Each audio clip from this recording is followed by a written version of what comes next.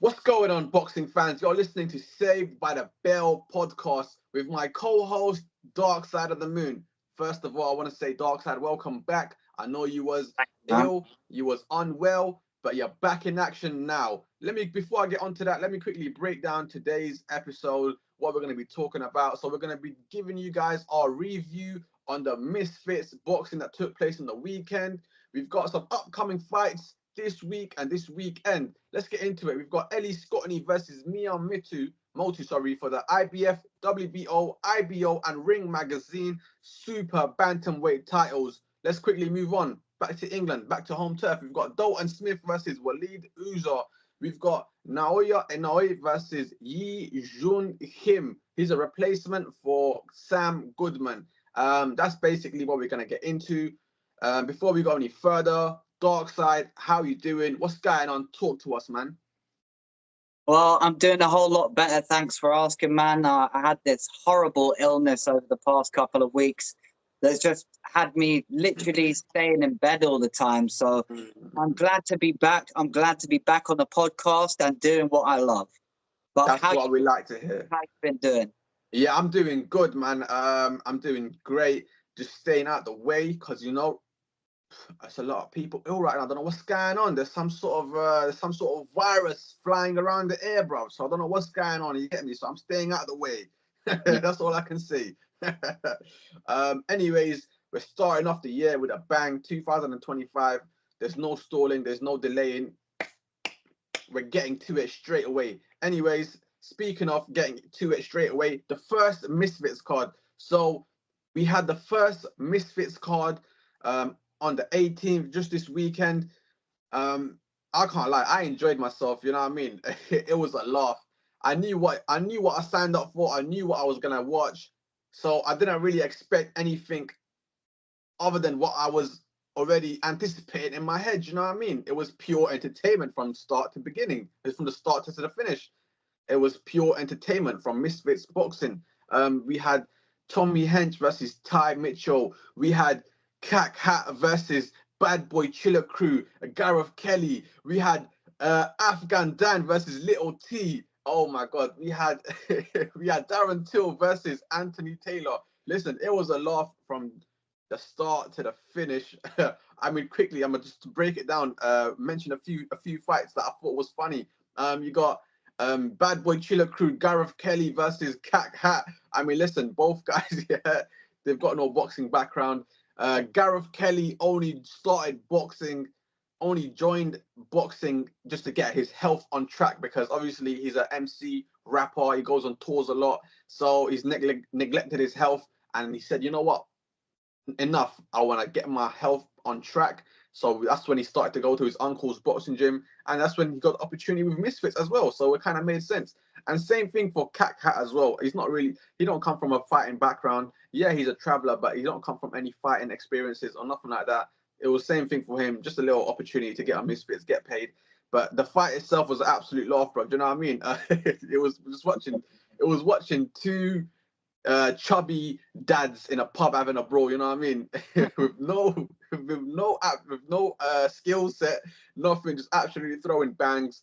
We're hoping for the best. Let's move on to the funniest fight Uh, of of of the whole night, and probably the shittest and the best fight in boxing history, whether it's influencing, whether it's pro boxing. The fight was so shit, it was so good. It makes no sense, but you have to watch the fight to know what I'm talking about. We had all types of drama in that one fight. We had man doing swirly turlies, spinning around. You would have thought it was a tornado, bro. You know what I mean? I'm talking about Afghan Dan. Now, Afghan Dan's an MC, Little T's an MC from Bradford or Yorkshire. No, Blackpool, sorry. And they've had some sort of beef in the past. They've had some sort of strainer back in the days, and I don't want to settle it on Misfits. It kind of makes sense. I mean, you're already in the influencer sort of, not influencer, you're already in the limelight because people know you for spitting bars, MCing. Why not get into the ring and settle your beef, settle your score, whatever it is? And the fight was absolute shite, bro. Oh my God. Fucking hell. I've seen better amateur fights in my local amateur club. I've seen better female fights on the streets than these two in the ring. Wow, what was that? I mean, I thought for a moment that Afghan Dan was having a spaz attack, the way he was spazzing out and he kept spinning around. I was like, what's going on here, bro? If you don't know what I'm talking about, you need to go watch the fight. Yeah. You need to go watch the fight for you to understand what I'm saying, because it makes no sense what I'm saying. And when you watch the fight, it makes even more. It makes even more sense to what I'm saying. You don't understand what I'm saying. You have to watch the fight. It's fucking stupid. It was so funny. Anyways, Afghan Dan, the fight got called off because I don't know what happened, bro. The man tried to throw like a punch, and while he was throwing a punch, his shoulder dislocated. And he's like, it was fucking funny. It was hilarious. Anyways, that was a funny fight. Let's move on to Ty Mitchell versus Tommy Hench. Tommy Hench, if you know, he's a white collar fighter from England. He's been banging out for a long time, fighting every other weekend. Now he had his opportunity to go and fight a guy called Ty Mitchell, who was a professional boxer, but he went in jail. I think he lost his professional license or tried to gain it back, and he can't get his license back because he went to prison or something to do with those things. And then he obviously ended up on Misfits now. So good opportunity for Ty Mitchell. For Tommy Hench, not so good. We saw what he does in a white collar boxing. Now, this was probably his first step up to a credible opponent. And he came very, very short. Now, I'm not sure if it was because he had to cut a lot of weight. I mean, Tommy Hench is a natural 95-kilo fighter, and he had to drop to 80 kilos. You know what I mean? So that's 15 kilos he had to drop. Now, I don't know if that affected his performance, if that affected his strength and conditioning, but either way, the fight itself, it was a mismatch. It was an easy night for Ty Mitchell. He peppered up Tommy Hench and showed him the levels, man. Do you know what I mean? I don't think we're going to see Tommy Hench back in Misfits again. I think it was one of those things. You had one opportunity to make it, you blew the bag, and now it's back to white collar boxing for you, son. Do you know what I mean? That's what I think is going to happen. Anyways, let's move on to the main event card: Darren Till versus Anthony Taylor. Listen, we had Darren Till. He was supposed to be fighting Tommy Fumbles. Sorry, I meant Tommy Fury. He was supposed to be fighting Tommy Fury. Tommy Fury pulled out because of a comment that Darren Till made while they was having a press conference. Darren Till said, if I lose the fight, I'm going to fly kick you in the face. And then about a couple of days later, Tommy Fury went on his social media and said, listen, I'm pulling out the fight because the man said he's going to kick me in the face and I can't have that. You know what I mean? I'm Tommy Fury. I'm a Love Island actor. You know what I mean? I'm a pretty boy. I can't let you kick me. So he fumbled the bag. He didn't want to fight Darren Till, which obviously automatically kicked Tommy Fury off the card because he's the one that called off the fight. So the show must go on. We need a replacement. Who better to get a replacement for Darren Till with Anthony Taylor? Yeah. The much smaller man. He talks a lot of smack, you know what I mean? Anyways, Anthony Taylor has got more he's got more experience in boxing than Darren Till does. I mean, they both come from MMA background. Can you believe that? Darren Till obviously being in the UFC, Anthony Taylor being in Bellator. Do you know what I mean? So they both had MMA experience. Both of them didn't really do any good in their MMA careers, and now they've transitioned to boxing. And Anthony Taylor said himself, I make more money doing Misfits than I did in MMA. So it's a win-win situation. Do you know what I mean? Anyways, fight started. You can clearly see the difference. Fucking hell. The bigger man was Darren Till. The stronger man was Darren Till. The more aggressive man was Darren Till. I mean, it was like a pit bull versus a chihuahua. You know what I mean? It's only going to go one way. Who's going to win in a fight? A pit bull or a chihuahua? Do you know what I mean? It's not rocket science. Anyways, but I do give credit to Anthony Taylor. He kept trying to push forward. He kept trying to throw his bangs. He couldn't find his rhythm throughout the whole fight. I don't think he landed any meaningful punches on Darren Till because he couldn't get to him and he took too much punishment and he was too tired by the time he could even land anything significant on Darren Till. Darren Till did what he did. You know what I mean? Peppered up Anthony Taylor. He said, Darren Till did say that I was just having a laugh. It wasn't serious. I was only having a laugh in the fight.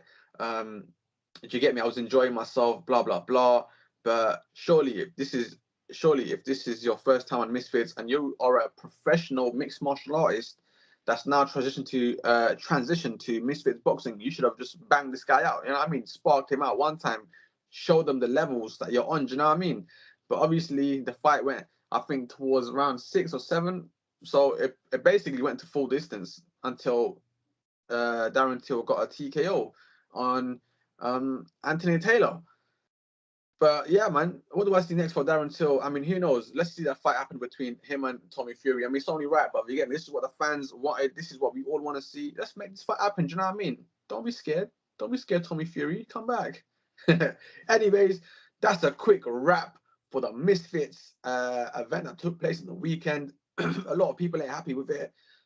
People are saying that, oh man, it's a shit card. These lot ain't real boxers, but it's like, what do you expect? This is Misfits boxing. Do you know what I mean? What do you expect? This is Misfits boxing. These guys are not professional fighters. These guys are YouTubers, TikTokers, social media people, funny people that are entertaining us by boxing. Do you know what I mean? It's clearly it's clearly influencer boxing's here, professional boxing here. It's two different leagues. Do you know what I mean? But it's the same sort of concept.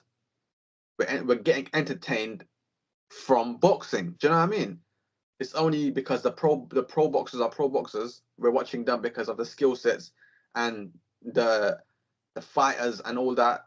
And over here we're watching them because they're influencers and funny people that are going into boxing. So it's both the same thing. They're there to entertain the peoples. Some do it better, some do it not so better. That's all it is. But quickly, before I wrap this up, let me ask you, what was your thoughts on the Misfits card on the weekend, and what's next for Misfits? What do you reckon? Well, first of all, just in answer to the first question on how I thought the card went, I thought it was brilliant. You know, you and I both are professional boxing fans, so we can appreciate what it is. Yes, it's boxing, but it's not a high standard of boxing. So we can just sit there and enjoy it for what it is, which is entertainment. And, you know, you look at all the fights that we had throughout the night. I mean, there was very little boxing ability that was really on show throughout the night. But I thought it was very interesting, a good night of fun, really, to be honest. I think part of the biggest part of fun, in my opinion, was probably Little T versus Afghan Dan. I thought that was probably one of the best fights for entertainment throughout the night, because Afghan Dan just kept spinning around, man. He was on some Kylie Minogue flex, bro. Spinning and spinning and spinning. Look, I have to be honest. Yes, it's not professional boxing, but at the same time, if you're a referee, you have to lay down the law. Look, I understand you want to give the opponents an opportunity to still have their fight, but I'm looking at it like this. If you turning your back to your opponent and you doing that more than 3 times, you should get your first warning after the 3rd time. And the referee did warn Afghan Dan several times not to turn his back to his opponent, and he just consistently kept doing the same thing. So I was disappointed that the referee wasn't a little bit more strict, because yes, it's entertainment, but at the same time, if you want people to enjoy the product that you're giving, then you need to be a little bit more strict with things. And you need to just say, like, hey, you can't do this. If you're going to do this, we're going to take a point off.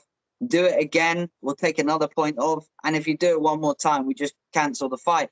But in the end, that wasn't necessary, because, like you said earlier, Afghan Dan somehow dislocated his shoulder. I think it happened when he went to throw a punch or something, and I think Little T blocked it with his glove, and the impact just went straight into his shoulder, and his shoulder just popped out. And, you know, for anyone, that's going to be very, very painful to have your shoulder get dislocated. So it was the right thing to stop the fight. He was only getting beaten up anyway, in my personal opinion. He wasn't going to win the fight. So I would like to see the referees be a little bit more strict on some of the fighters. But overall, it was an entertaining fight to watch, and I enjoyed it.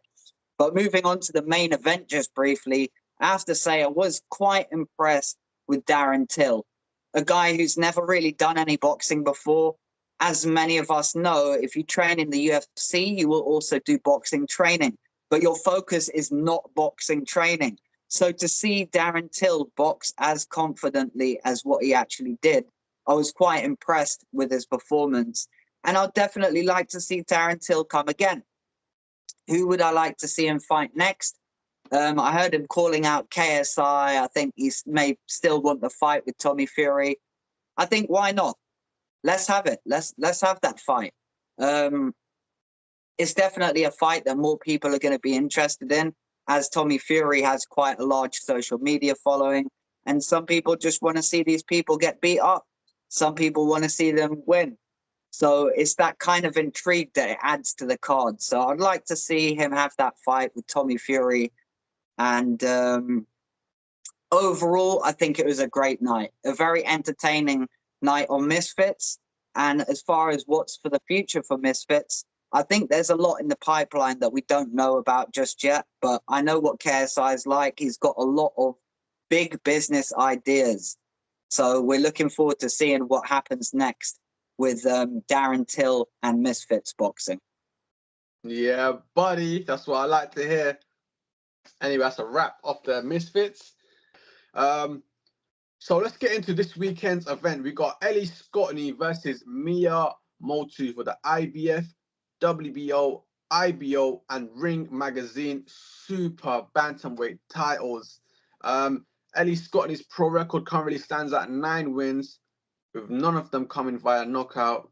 So she's got a 9-0. Listen, Ellie Scotney, she's your classic boxer, isn't she? Textbook boxer. She's got a beautiful guard. When she throws her punches, she still keeps her beautiful guard.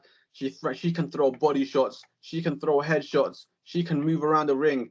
She's got the whole package. She's a classic textbook boxer. She's being trained by Shane McGuigan, and Shane McGuigan has a strong team right now. He's got Caroline Dubois. He once had Daniel Dubois. He once had Lawrence Okoli. He's got currently Chris Billum-Smith.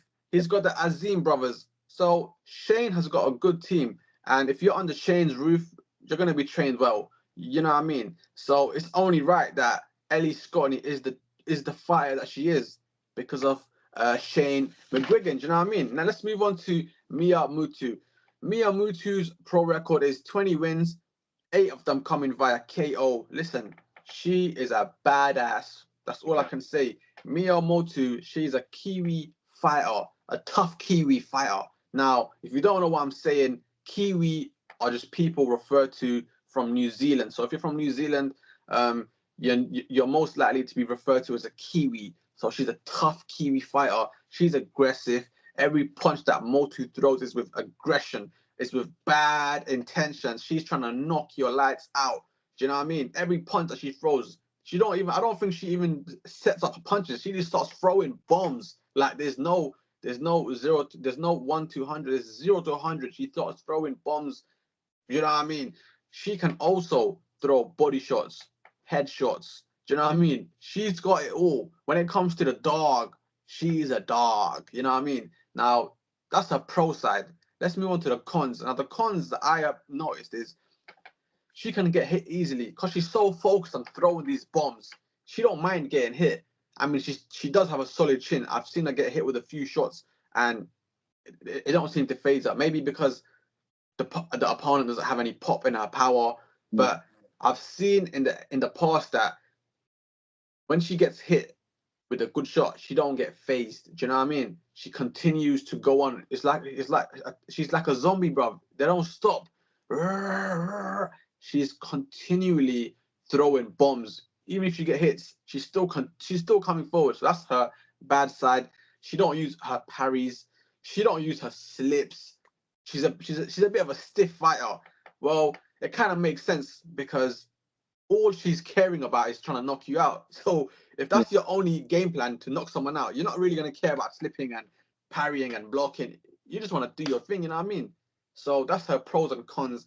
But if you do want to see a fight, and if you do want to see what I'm talking about when I say she's aggressive and she likes to throw bombs, just take a look at the fight that she had with Shannon O'Connell. She absolutely battered Shannon O'Connell to the point where Shannon's team had to throw in the towel and say, yo, Yeah. Don't kill her. Don't kill her. Don't kill her fighter. Fuck, let her live for another day. You get me? So this is your classic. This is your classic bout. This is a boxer versus a brawler. Do you know what I mean? Now, the only thing that I'm concerned about in this fight is Ellie Scotney don't have any pop in her power. I mean, she don't have any pop in her punches. Ellie Scotney does not have that power in her punches. Do you know what I mean? So what I've just mentioned is Mea Motu, she don't care about getting punched. As long as she's hitting you and putting some work on you and putting some damage on you, she's okay. Now, with Ellie Scotney having no pop in her punches, is she really gonna hurt someone like Mea Motu? No. No. This is the way I see it. If the fight goes to the full distance, it's in favor of Ellie Scotney because Ellie Scotney is a better technical boxer. She's she can throw better punches. So with all that combination, it's a classic point scoring system. So she'll win on a points scoring system if it goes to the full distance. If the fight don't go to the full distance, well then you already know what happens, innit? Yeah, I mean Mea Motu's gonna knock the lights out of Ellie Scotney. Before I go into any predictions, let me hear your thoughts on this fight, bruv. Well, my thoughts on the fight are similar to what you said. It's that classic boxer versus brawler type of effect. I think you and I would probably both agree on the same thing here, that Ellie Scotney is going to probably have to eat a lot of shots as well. Based on the fact that Mea Motu just comes forward, she's like a pressure fighter, or she's just going to keep pressing you and keep trying shots. I think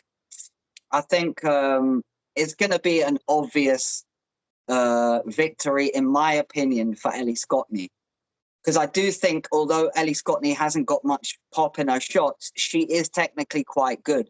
So the question is going to be, can she negate the power shots of Mea Motu for the full 10-round scrap? And if she can do that, then she's going to get the victory. If she can't, then she's most probably not going to get the victory and she's going to get stopped.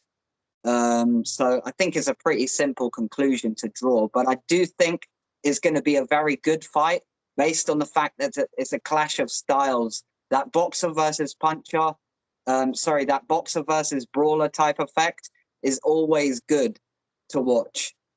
That's what I'm talking about, man. It's gonna be a classic fight. We got to first of all big up the ladies. I mean, I've said it before, I'll say it again. Women's boxing it's on a trajectory right now. It's like Mount Everest. It's absolutely climbing and climbing and climbing. It's getting better. The females are getting the recognition they deserve. They're getting the money they deserve. And most importantly, they're getting the credibility. They're getting the credit that they deserve for putting in the hard work. So they're getting the respect that they deserve. So big up to the ladies for doing their thing, man. It's only going to get bigger and better. You know what I mean? Anyways, let's move on. On the same night, on the undercard, we've got Dalton Smith versus Wallid Ouizza. Now, Dalton Smith's pro record is currently 16 wins, 12 KOs. He's a very, very hyped, talked about fighter. You know what I mean? They keep saying he's going to become world champion.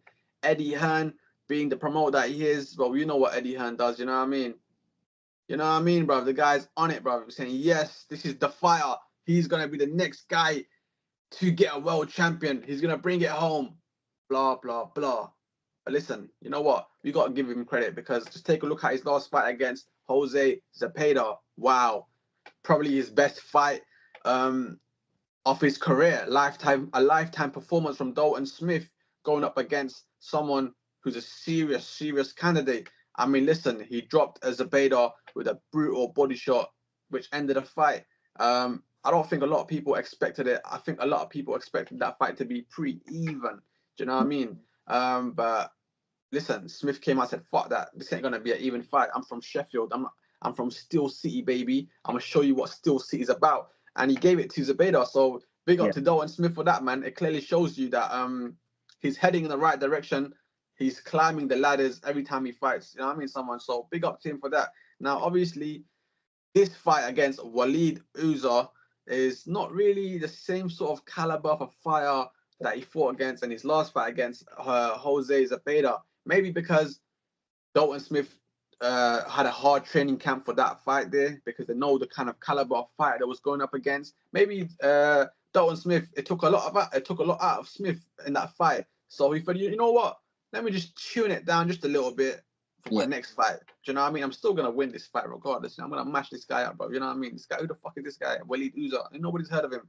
Sounds like a guy from fucking Aladdin. Do you know what I mean? But anyways, he said, I feel like Dalton Smith's team and Dalton Smith himself said, you know what? I've showed the world what I'm about now. I just beat up Jose Zepeda. Let me just tune it down a little bit. Fight a guy called Wallid Ouizza. Wallid Ouizza's pro record is currently 19 wins, 8 of them coming via KO, and he's got 2 losses on his resume. He's a French fighter, age 33. He likes to fight on the inside, and that's about it. There's fuck all on him. Do you know what I mean?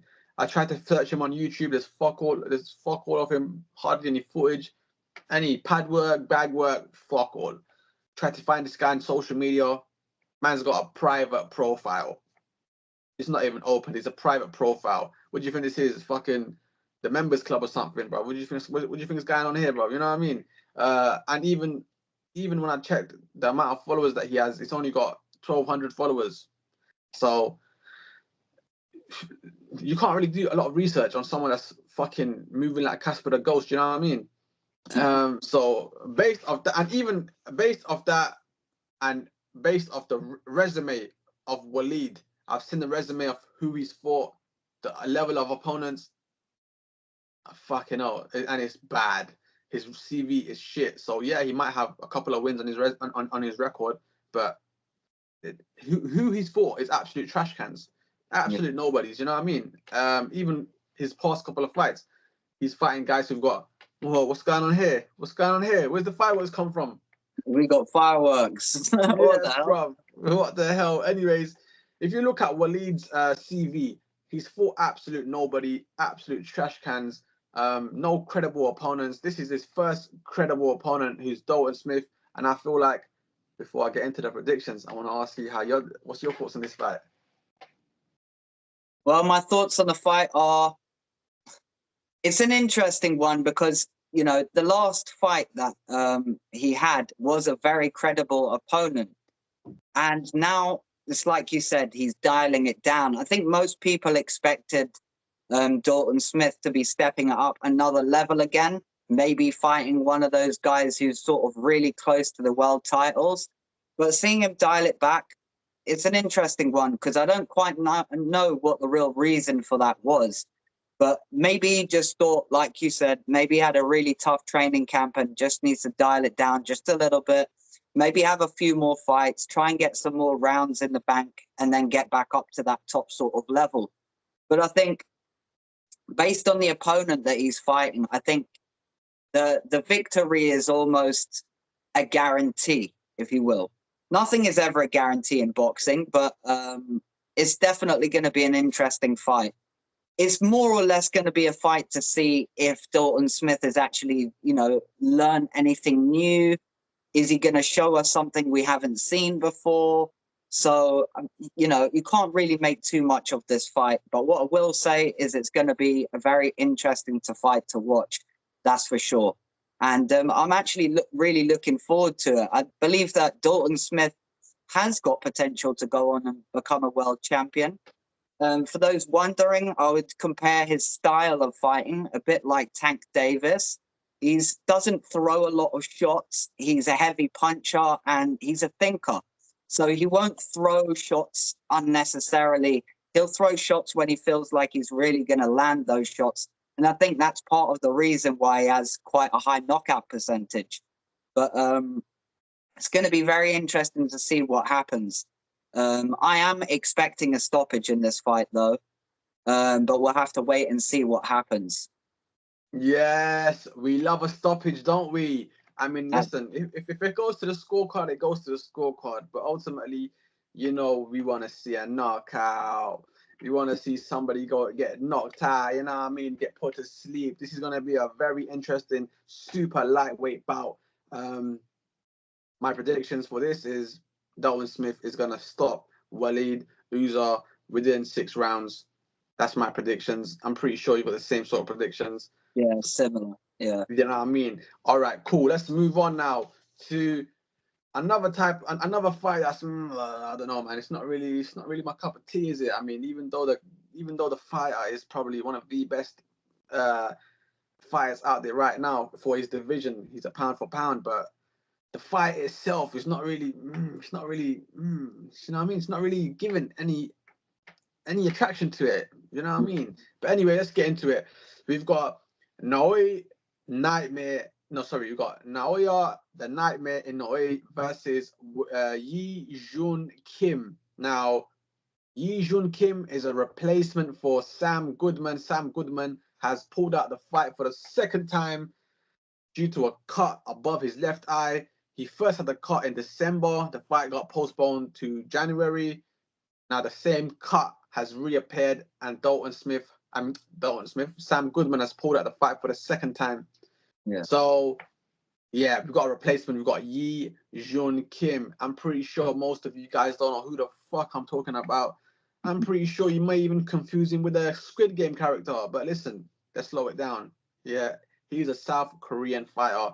Anyways, he's going up against the undisputed super bantamweight world champion is Inoui. His pro record is 28 wins, 25 of those coming via knockout.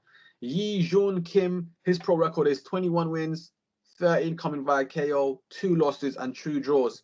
I'm going to keep it real here, yeah. Ye Joon Kim's record may sound good, but when you look at the level of opponents that he's fighting, it's like, who the fuck are you fighting, bro? You getting me? Cabmen. He's fighting fucking kebab men from the local kebab shop. Do you know what I mean? Absolute trash CV. Absolute. It shouldn't even be a CV. It's fucking trash, bro. So now you're going up against the best super bantamweight world champion. Yeah, this is just a walk in the park. There's nothing to break down.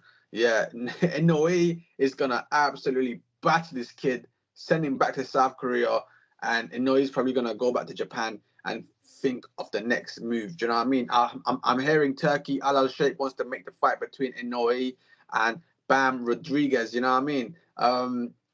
Bam Rodriguez being a junior bantamweight fighter, and Inoue being a super bantamweight fighter. So there's not really a major gap in the division. So that fight can get made. It can get made.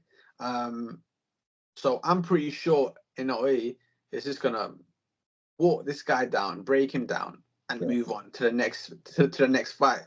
I mean, I've tried to do my research on Ye Joon Kim. There's fuck all of him. I can't find him on YouTube. I tried to go find him on social media. The man has no social media. Jeez. What the fuck am I supposed to review here? So the only thing I can review from this is his record. And I checked the level of fighters that he's been going up against, and they're fucking short. It's a walk in the park. It's a tune-up. It's literally a tune-up fight for Inoue. It's a tune-up fight for him to get in the motion, get ready for 2025. And that's it, you know what I mean? We're not expecting anything major from Ye Joon Kim.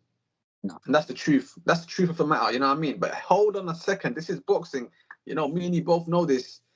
One punch can change the fight. Look at last year. Last year we saw many upsets. Many underdogs come on top of the big dogs. I mean, I'll just name a few. Bruno Soros knocking out Jaime Munguia. Yeah. Nobody saw that coming. Daniel Dubois knocking out AJ. Nobody saw that coming. Do you know what I mean? So one punch can always change the fight, the outcome of the fight. So we're not going to write off Ye Joon Kim just yet because this is boxing. But as far as me giving you a prediction, yeah, Inoue's going to fuck up this guy, bro. You get me? Mash him up. So anyways, let's get on to you. What's your thoughts on this fight? What's going on? What's next for Inoue? Talk to us.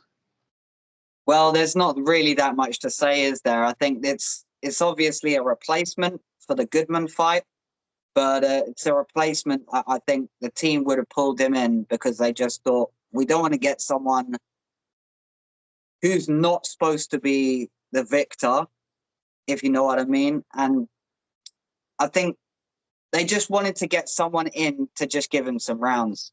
Probably going to go in there for 5 or 6 rounds and then get the stoppage, and it'll be on to the next one.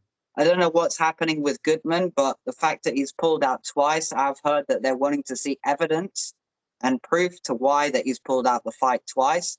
But we'll have to wait and see what happens with that. But overall, I think it's going to be an early night's work for Inoui and on to bigger and better things.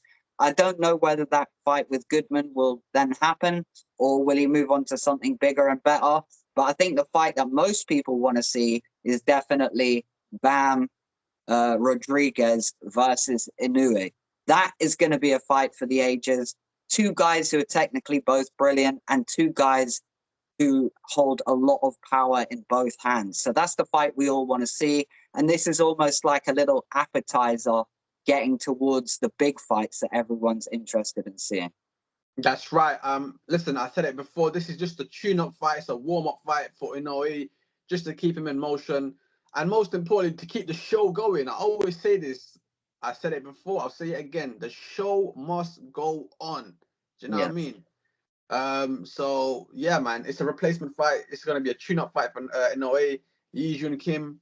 It's gonna be a good little step up for him, just to show him what kind of level he's on. And yeah, that's where we're at with this. That's where we are at with this podcast, today's episode. So I hope you guys enjoyed it. I hope there was enough information for you guys to stay tuned for the up and coming fights, and we will catch you on the rebound. Bosh. Peace. Yes, my dude. Nice one, bro.